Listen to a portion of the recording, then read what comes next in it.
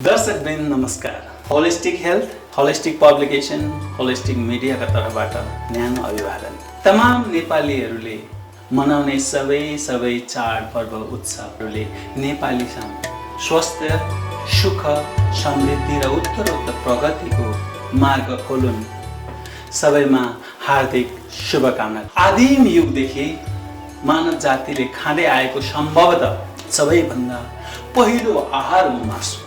अहिलेको जनजीवन र समाजमा पनि मासुको महत्त्व कम छैन। झन् परिष्कृत, व्यवस्थित र विकसित रूपमा अझै बढेर गएको छ। अझ चाडपर्व र उत्सवमा त मासुको उपभोग झन् बढी हुँदै आएको छ।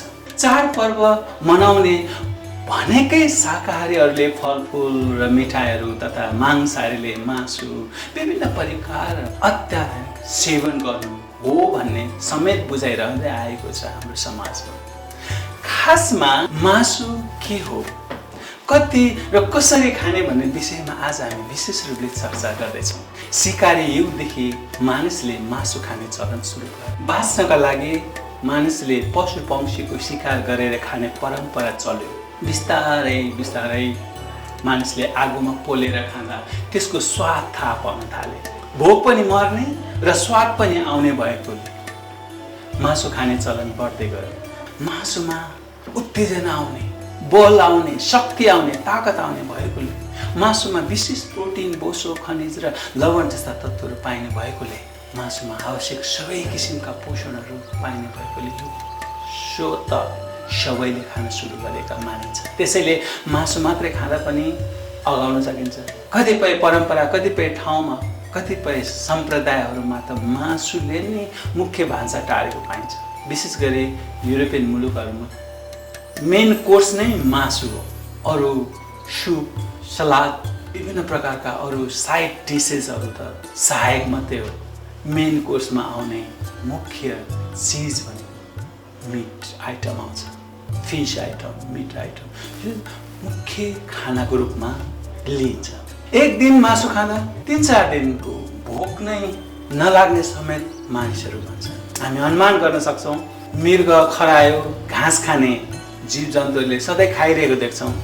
तर मासु खाने जीव जन्तुहरू वनमा एकपल्ट शिकार गरेर मासु खाएपछि 2-4 दिनसम्म उसले खानु पर्दैन। यस्तो पनि हामी देख्छौँ हाम्रो वातावरणमा, हाम्रो प्रकृतिमा, हाम्रो वन जङ्गल, वाइल्ड लाइफ, उनीहरूको जीवनमा हेऱ्यो भने हामीले देख्छौँ मासु कति बलवान छ, शक्तिशाली छ, त्यसले कसरी मानिसहरूलाई शक्ति दिन्छ।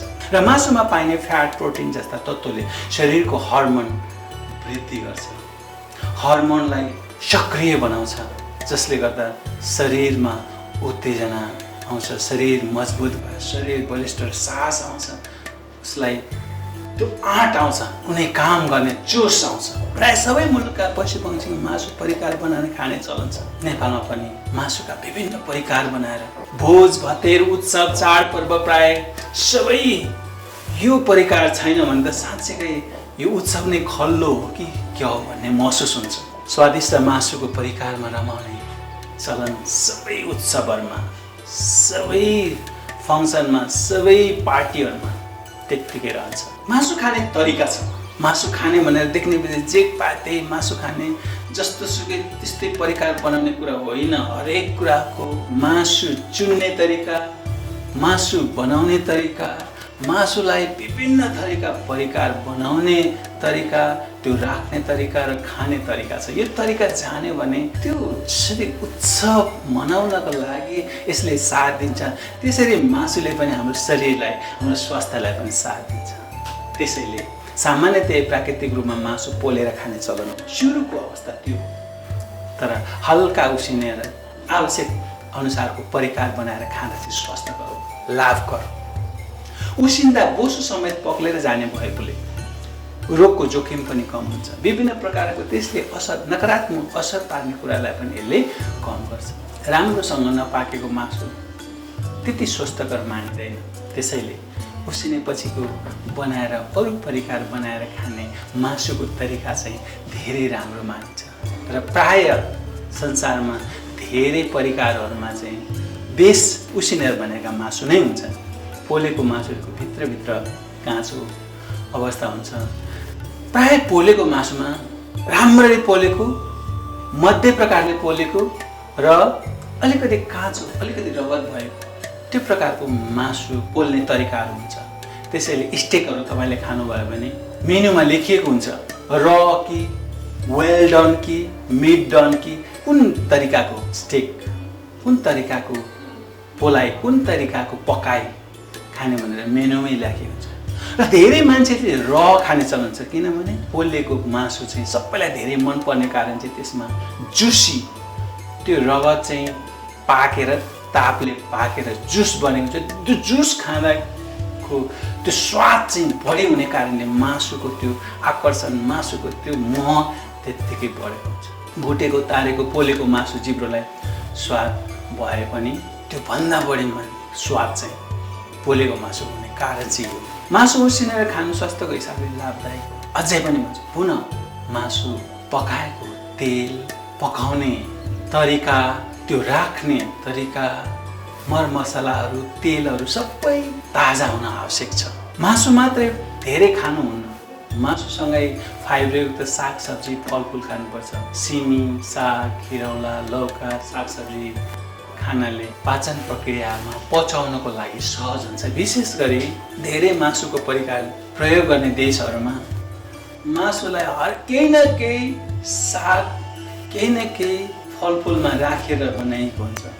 कोल्ड मिटहरू, कोल्ड सलादहरू त्यो मासुलाई चाहिँ फलफुलमा, सलादमा राखेर बनाएको हुन्छ भने जापान, कोरिया, चाइनातिर धेरै मासुहरू चाहिँ सागमा, केराउमा, बोडीमा, भान्टामा, आलुमा, बन्दागोबीमा, यी विभिन्न ब्रोकौली, यी विभिन्न सागसब्जीमा हालेर मासुको परिकारहरू बनाइन्छ। धेरै प्राय परिकारहरू। त्यसो भएर मासु बनाउने पनि तरिका छ र राख्ने पनि तरिका छ। स्वास्थ्य मासु भण्डार गर्ने तरिका छ। हामी आले मासु खान धेरै रुचाउँछौँ, तर स्वास्थ्य मासु खानको लागि मासुको स्रोत स्वस्थ हुन आवश्यक छ। विशेष गरी सहर बजारमा बसोबास गर्ने व्यक्तिहरूले जथाभावी काटेको मासु खानु हुन्न। रोगी जनावर, पशुपन्छीको मासु पनि याद गरेर, हेरेर, जाँचेर, चेक गरेर मात्रै लिनुपर्छ। त्यसै भएर सरकारले पनि अहिले एउटा नीति बनाएको छ। हरियो रङ लगाएको, सिङमा हरियो सङ्केत भएको खसी बोकाहरू, च्याङ्ग्रा भेडाहरू स्वस्थ हो भनेर प्रमाणित गरेको मात्रै खानुहोस् है भनेर निर्देशन पनि जारी गरेको छ। यो विभिन्न तरिका छन्। स्वस्थ हो, अस्वस्थ हो। सकेसम्म मरेको, अस्वस्थ, धेरै दिन भएको मासुहरू खानु उचित हुँदैन। त्यो स्वास्थ्यको लागि लाभकर हुँदैन। त्यो भएर मासु नै अस्वस्थ भएपछि व्यक्तिको स्वास्थ्य राम्रो हुने कुरै भएन। त्यसले नकारात्मक असर त पार्छ नै।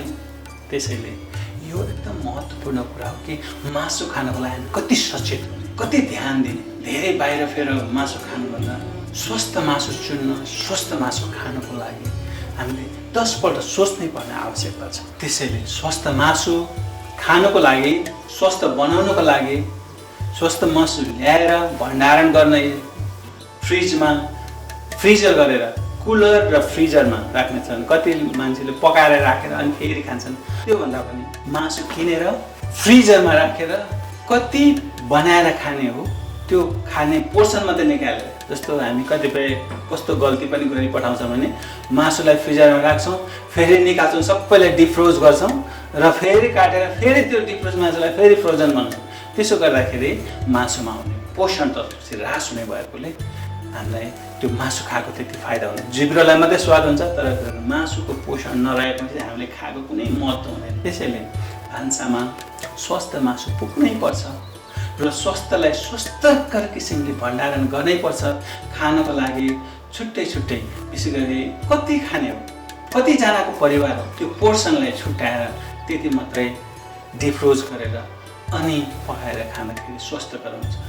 फ्रिजमा राख्दाखेरिको कुरा चाहिँ यो, किनभने सबै निकाल्ने, डिफ्रोज गर्ने, फेरि पकाउने, फेरि डिफ्रोज गर्ने, फेरि फ्रोजनमा राख्ने, यसो गर्दाखेरि मासुको पोषण तत्त्वहरू चाहिँ नष्ट हुने भएकोले हामीलाई त्यति स्वास्थ्यको रूपले फाइदा गर्दैन। सुरक्षित हो, तर तरिका मिलाएर राख्दाखेरि चाहिँ उपयुक्त हुन्छ। एकजना व्यक्तिको सामान्य उपभोग्य मात्रा भनेको 250 देखि 300 ग्रामसम्म उपयुक्त हुन्छ। मासु भन्नाले उत्सव भने धेरै खानु आवश्यक छैन। हाम्रो चलन के छ भने उत्सवमा, पार्टीमा, चाडपर्वमा भाइभरको सबै साथीभाइले जति अफर गर्छ, जति भागमा छुटिन्छ त्यो खानुपर्छ भन्ने मान्यता छ। त्यसले गर्दाखेरि हामीलाई स्वस्थभन्दा पनि अस्वस्थ बनाउने अवस्थाहरू सिर्जना हुन सक्छ। त्यसैले हामीले खानुपर्ने कुरा चाहिँ कति हो भने दिनमा एकपटक लन्चमा भए पनि डिनरमा भए पनि कमसेकम 250 देखि 300 ग्राम हाराहारीमा खाँदाखेरि स्वास्थ्यको लागि पूर्ण रूपले पोषण प्राप्त गर्न सकिन्छ। त्योभन्दा धेरै खाँदाखेरि त्यसबाट फाइदा भन्दा पनि बेफाइदा बढी हुन सक्छ र विभिन्न प्रकारको असर पर्ने, नकारात्मक असर पर्ने जोखिम पनि बढ्न सक्छ। त्यसैले मासु उत्सवको साथी मात्रै होइन, मासु स्वस्थ पनि हो। त्यो भएर स्वस्थ मासु पहिले छान्नु, स्वस्थ मासु छान्नु, स्वस्थ मासु भण्डारण गर्नु, स्वस्थ मासुलाई परिकारमा स्वस्थ किसिमले बनाउनु, यी सबै विधि, यी सबै तरिका अपनाएर खाएको मासुले चाहिँ स्वस्थ लाभ प्रदान गर्छ। त्यसैले मासु खाँदा कस्तो अवस्थाको मान्छेले कति खाने भन्ने पनि मापन छ। बच्चा बच्चीले कति खाने, जवान वयस्कले कति खाने, पाका बुढाबुढीले कति खाने र परिश्रम गर्ने मान्छेमा पनि अफिसमा बसेर परिश्रम गर्ने र भारी बोक्नु पर्ने, मेहनतको बल प्रयोग गर्ने मान्छेले कति खाने भन्ने पनि कुराको निर्धारण हुन्छ। त्यो भएर शारीरिक परिश्रम गर्ने व्यक्तिले दैनिक मासु खानु र पचाउन सक्छन्। मानसिक काम गर्ने, अफिसमा काम गर्ने मान्छेहरूले सकेसम्म कम मासु खाएको राम्रो अथवा नखाएको राम्रो। किनभने शारीरिक व्यायाम नहुँदा पाचन प्रक्रियाले त्यो मासु, त्यो प्रोटिन, फ्याटहरूलाई पचाउनको लागि गाह्रो हुने भएकोले त्यसमा फाइदाभन्दा बेफाइदा बढी हुन सक्छ। भौतिकवादी र आध्यात्मिकवादीले मासु खाने आफ्नै, कोही भेजिटेरियनहरू, कोही नन भेजिटेरियनहरू, कोही भेगनहरू अझै कट्टर हुन्छन्। उनीहरू त अहिंसामा विश्वास गर्छन्। मासु भने खानै हुन्न भन्ने कुरा, मासु यो जनावरहरू, पशु पक्षीहरूको कुनै पनि कुराहरू प्रयोग गर्न हुन्न भन्ने मतका मानिसहरूले त यो कुरा सुन्नै चाहन्न। तर हामी आज चर्चा गरिरहेको विषय चाहिँ जो मानिसहरू नन भेज छन्, जो खान्छन्, जसले उत्सवको रूपमा मनाउँछन् त्यसको लागि। बेलुकी भन्दा मासुको खाना खाने चाहिँ बिहान अथवा दिउँसो लन्चमा खाँदा राम्रो मानिन्छ। किनभने दिउँसो उज्यालोमा हाम्रो शारीरिक हलचलहरू हुने गर्छन्, शारीरिक परिश्रमहरू गर्ने गर्छन्। त्यही भएर मासु खाने, बेलुका खाने हाम्रो जुन परम्परा छ त्योभन्दा बिहान खाने। किनभने हाम्रो समाजमा बिहान सबै आफ्नो काममा गएका हुन्छन्, स्कुलमा जाने स्कुलमा गएको हुन्छ, अफिसमा जाने अफिसमा गएको हुन्छन्, सबै आफ्नो काम धन्दामा गएको हुन्छन्। बेलुका सबैजना एकैपटक मिलन हुने, एकैपटक भेट्ने र मजाले मासु पकाएर परिवारको सबै सदस्यहरूले एकैचोटि खाने। यसले गर्दाखेरि के हुन्छ भने शरीरमा स्वस्थताभन्दा अस्वस्थता हुने जोखिमहरू बढी हुन सक्छ। त्यो भएर सकेसम्म यसलाई यति बुझेर आफ्नो आवश्यकताअनुसार, अवस्थाअनुसार परिकार राम्ररी बनाएर लिने हो भने साँच्चैकै मासु स्वस्थकर रहन सक्छ र त्यसले स्वस्थ लाभ दिन्छ।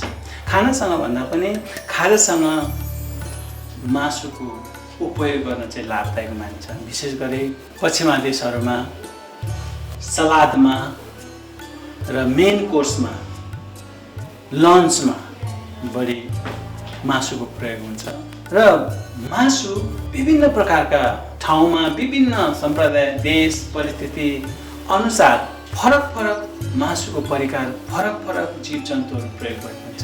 विशेष गरी आज संसारभरिमा सबभन्दा बढी उपभोग हुने मासु के हो, स्वस्थकर मासु के हो भन्ने कुरा एउटा डेटाले के देखाएको छ भने संसारभरिमा नम्बर 1 विश्वमा पहिलो नम्बरमा उपभोग हुने मासु चाहिँ गाई गोरुको मासु, बिफ, एङ्गुस बिफ एकदम स्वस्थकर मासुको रूपमा संसारभरि चिनिन्छ र यो बढी खपत हुन्छ, बढी कन्जम्सन हुन्छ, बढी उपयोग गरिन्छ र यसका धेरै परिकारहरू छन्।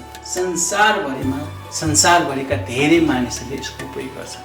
र दोस्रो नम्बरमा पर्ने बढी संसारभरिका मानिसहरूले उपयोग गर्ने मासु भनेको पोर्क, सुँगुर बङ्गुरको मासु।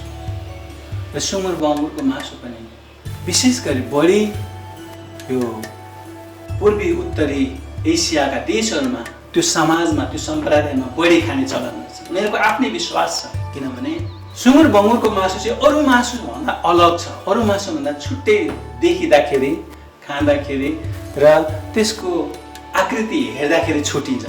त्यो भएर अरूले कुनै मिसाएर नहुने नखाने मासुहरू त्योसँग घुलमिल नहुने नमिसिने भएकोले पनि त्यो मासु बढी खाने प्रचलन छ।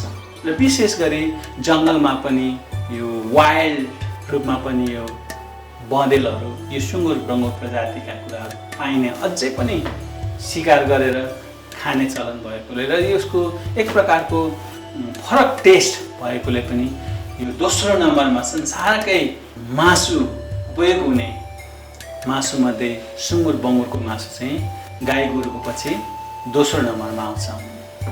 यी सबै मासुहरूलाई अघि हामीले बताएको तरिकाले प्रयोग गर्दाखेरि एकदम स्वस्थकर हुन्छ, स्वास्थ्यलाई लाभ नै दिन्छ।